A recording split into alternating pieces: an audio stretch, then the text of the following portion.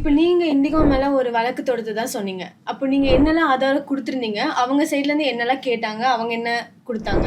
அதாவது நாங்க எங்கள் தரப்பிலிருந்து வாதம் வைத்தபோது, அவங்க எனக்கு குடுத்த 400 வவுச்சர். நான் சொன்னேன், இந்த வவுச்சர் வந்து நீங்க தப்ப ஒத்துக்கிட்டீங்கன்னு அர்த்தம். அதனால தான் வவுச்சர் குடுத்துருக்கிறீங்க. அதே மாதிரி அவங்க வந்து அவங்களே நாங்க கம்ப்ளைண்ட்ட நாங்க லீகல் நோட்டீஸ் அனுப்புனப்பவே, அவங்க அதுக்கு ரிப்ளை குடுக்குறப்பவே, அதுலயே அவங்க அத டினை பண்ணல. நீங்க போனது உண்மை.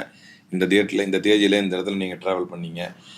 டினை பண்ணவும் முடியாது. அதே மாதிரி நீங்க இவ்வளோ காஸ்ட் அதில் கொடுத்துருந்தீங்க அப்படின்னு ஒரு படியா சொல்ல வர்றப்ப என்ன சொல்லிட்டு வந்தாங்க அப்படின்னு சொன்னா, அவங்க வந்து சில ஜட்மெண்ட்ஸை முன் வச்சாங்க.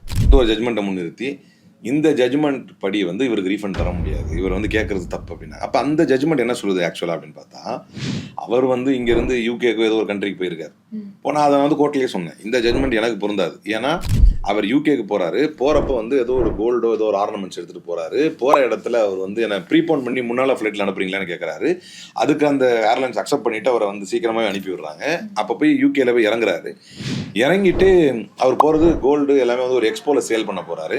போனவர் இறங்கிட்டு அதை சேல் பண்ண போற இடத்துல அந்த நாட்டில் வந்து உங்க விசால டவுட் இருக்கு கொடுங்க அப்படின்னு அந்த விசாவை வாங்குறாங்க. வாங்கி அதை செக் பண்றதுல பல மணி நேரம் ஆயிருது. இவரால் அந்த எக்ஸ்போக்கு போக முடியல.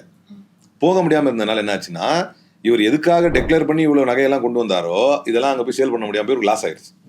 இதுக்கு காரணம் இவங்க தான் அப்படின்னா, விசா இதெல்லாம் வந்து ரொம்ப முக்கியம் ஒரு நாட்டுக்கு இன்னொரு நாட்டு. அதுக்கு ஆகக்கூடிய நேரத்தை வந்து யாருமே கணக்கிட முடியாது. நீங்க தான் ஒரு கால் விசாக்கு இவ்வளவு நேரம் ஆச்சுன்னா ஆகலாம், ஃபிளைட் ஏர்போர்ட்ல இவ்வளவு நேரம் ஆச்சு ஆகலாம், நீங்க தான் ஒரு 4-5 ஹவர்ஸ் பஃபர் வச்சுக்கணும். ஏன்னா அதெல்லாம் ஒரு நாட்டுல இருந்து இன்னொரு நாட்டுக்கு போகும்போது இருக்கக்கூடிய ப்ரொசீஜர்ஸ் அதெல்லாம். Okay okay okay okay okay okay okay